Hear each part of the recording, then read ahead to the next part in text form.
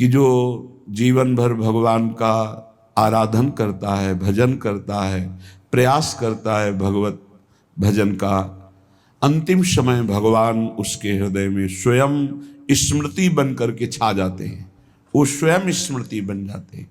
और जो जीवन भर पापाचरण मनमानी आचरण करता है तो अंतिम समय उन्हीं कर्मों के परिणाम स्वरूप उसको जिस योनि में जाना है वो चिंतन बन जाएगा। शुकर कुकर या जो भी वही चिंतन बनेगा जिस योनि में जाना है, बस फिर दुर्गति नरक की भोग कर उसी योनि को प्राप्त होता है। अंतःमति सो गति। अंतिम समय हमारा भगवत स्मरण बना रहे, इसलिए हम प्रभु से रोज प्रार्थना करें कि हमारा अंतिम समय आपके सानिध्य में छूटे, आप हमारे सामने हो, फिर हमारा शरीर छूटे। जब कोई उपासक सच्चाई से इस मार्ग में चलता है तो प्रलोभन या भय, ये दो चीजें आ जाती हैं। पक्का माने, कदम कदम पे दुख बिछा हुआ है, बिछा हुआ है, पर आपको उस दुख को रौंदते हुए चलना है, या कदम कदम पे सुख बिछा हुआ है, आपको भोगना नहीं। आपका लक्ष्य श्यामा श्याम तो राधा राधा, उसे भी रौंदते हुए जाना है। न दुख रोक पावे न सुख रोक पावे। परखे बहुरत्न अमोल घने। भगवत ऋषि जी कह रहे हैं धर्म अर्थ काम मोक्ष, अष्ट सिद्धियां, नौ निधियां, विविध प्रकार का भागवतिक वैभव। बोले परखे, इनको देखा, लेकिन ये सब असार निकले। सार क्या मिला? सार संपत्ति, बोले श्यामा श्याम। तहां दंपति संपत्ति लय उबरे। डुबकी लगाई प्रेम सरोवर में तो घेर लिया रिद्धियां सिद्धियां नौ निधियां, धर्म अर्थ काम मोक्ष, जो चाहिए, क्योंकि वो अधिकार होता है। आप चाह कर रहे हैं क्योंकि अधिकारी नहीं हैं, और जब अचाह हो जाएंगे तो आप अधिकारी हो गए, सब भागवतिक वैभव आपको घेर लेगा। जो दंपति संपत्ति लेकर के निकले, प्रेम सरोवर में मारी डुबकी, मन प्रेम सरोवर मांझ परे, तो ये मिलेगा। रिद्धियां सिद्धियां नौ निधियां, धर्म अर्थ काम मोक्ष, जो चाहिए भोगो लो। नहीं, मन प्रेम सरोवर मांझ परे जीव डुबकी लगाई तो परखे बहुरत्न अमोल घने। देखा सब रिद्धियां सिद्धियां नौ निधियां धर्म अर्थ काम मोक्ष, लेकिन ये सब टिके नहीं प्रेम के आगे। प्रेम की कसौटी में कोई खरे नहीं उतरे, सबको छोड़ दिया। और बोले तहां दंपति संपत्ति लय उबरे। संपत्ति हाथ लगी, श्यामा श्याम। श्यामा श्याम के सिवा न कोई सिद्धि, न कोई निधि, न धर्म, न अर्थ, न काम, न मोक्ष, कुछ नहीं, केवल प्रिया प्रीतम। तो क्या बोले अरि पान करें दृग बारु निरूप, छके अति घूमत नेह भरे। अब नेत्र प्रेम भरे, नेत्रों में श्यामा श्याम की रूप माधुरी बस गई। ये सब सहज होता है, सहज। केवल नाम जप करते हुए असत आचरण त्याग कर अपने आराध्य देव के अनन्य हो जाओ, गुरुदेव के, आचार्य देव के। कहीं एक पकड़ लो, पूरा चद्दर है, एक कोना पकड़ लो, पूरा चद्दर आ जाएगा। गुरु को पकड़ लो, आचार्य को पकड़ लो, इष्ट को पकड़ लो, धाम को पकड़ लो, ये सब आ जाएगा। एक ही है, कहने को विविध नाम है। जब कोई भी रिद्धि सिद्धि धर्म अर्थ काम मोक्ष स्वीकार नहीं किया तो रूप बस गया श्यामा श्याम का। और रूप बारुनी कहा है, रूप रूपी मदिरा उन्मत्त कर देने वाली है। न रात में नींद, न दिन में चैन, आठों पहर परमानंद में डूबा हुआ प्रेम की भारी विकलता, ये साधन वादन से नहीं होता।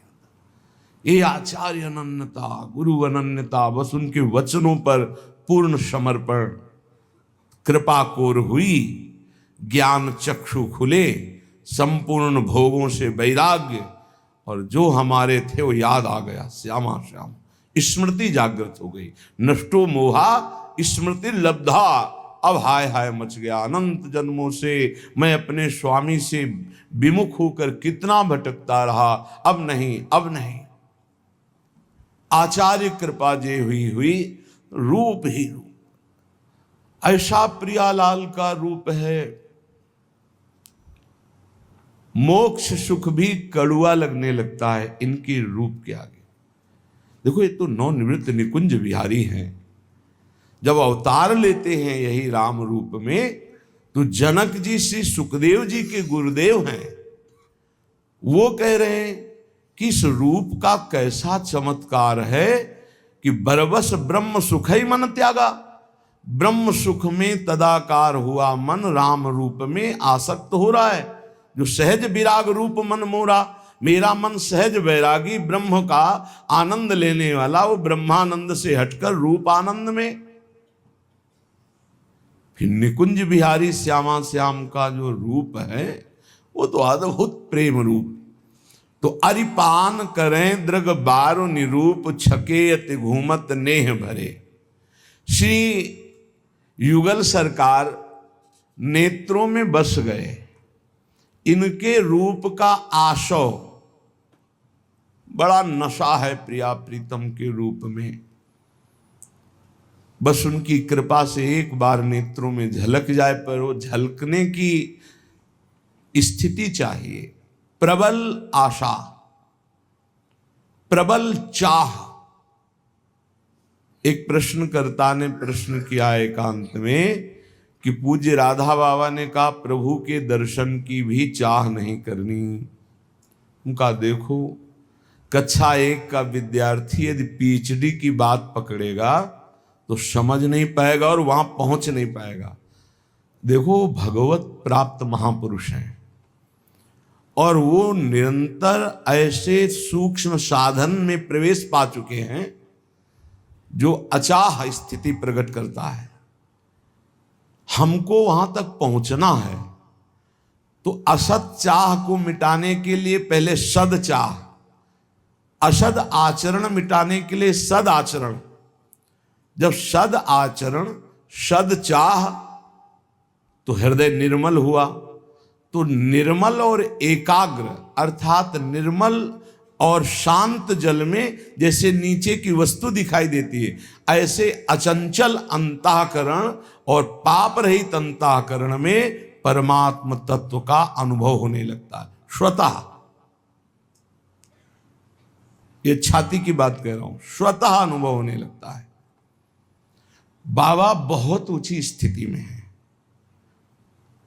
अब वो कह रहे हैं भाव में बाहर आकर बाह्य दशा में कि भगवान के मिलन की भी चाह न रखो, ऐसे भजन में डूबो। पर आप जरा चरित्र पढ़ के देखो, श्री कृष्ण का नित्य श्रृंगार करते हैं पर वो हृदय से नहीं लगाते, तो रोज चाह करके बाबा तापित होते हैं कि प्रीतम का श्रृंगार करती हूं पर प्रीतम मुझे आलिंगन क्यों नहीं कर रहे।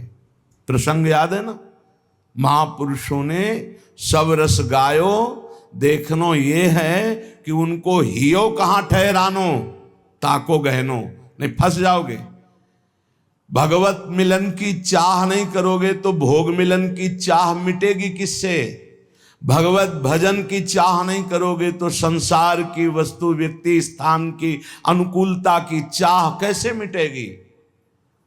भजन करो, भजन की चाह बढ़ाओ, भगवत मिलन की चाह करो, इतना चाह करो कि रोना आ जाए, तड़पना आ जाए, कुछ अच्छा न लगे।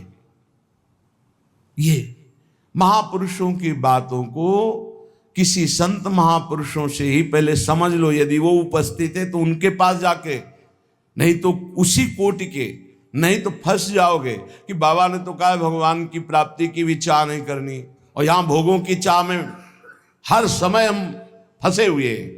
अरे कांटे से कांटा निकालो, दोनों कांटा फेंक दो, कांटे से कांटा निकालो, दोनों फेंक दो, चाह से चाह को निकालो, दोनों चाह हटा दो। अच्छा, ये स्वरूप स्थिति है, ये बोध स्थिति है। संतों के वचनों को समझने के लिए बहुत भजन चाहिए। बिना भजन के संतों के वाक्यों को समझ लेना संभव नहीं। आप अपनी मलिन बुद्धि से संतों के वचनों को तौले तो जैसे हीरा जवाहरात कबाड़ तौलने वाले तराजू में नहीं तौला जाता, ऐसे ही पांच भौतिक रचना के भोगों का चिंतन करने वाली बुद्धि, सच्चिदानंद में स्थित बुद्धि से जो निकला हुआ वचन है उसको नहीं समझ सकती। जो धर्म अर्थ काम मोक्ष रिद्धियां सिद्धियां नौ निधियां इनको ना स्वीकार करके प्रिया प्रीतम के प्रेम रस को स्वीकार किया, उस महापुरुष के नेत्रों में प्रियालाल बस जाते हैं और बोले रूप का रसासो आशो, मादकता बढ़ाने वाला प्रियालाल का रूप रसासो और घूर्णित ने हर समय झूमते रहते हैं। देह कुटुंब ते जाए छूट सब ही बिदिना, तो कोई स्मृति नहीं। फिर अपने रस मातो, अपने कौन? प्रियालाल, उनके रस में मत घूम रहा है। न देह की फिक्र है, न लोक रीति, न कुल रीति, न वेद रीति, सब से परे स्थिति प्रेम की।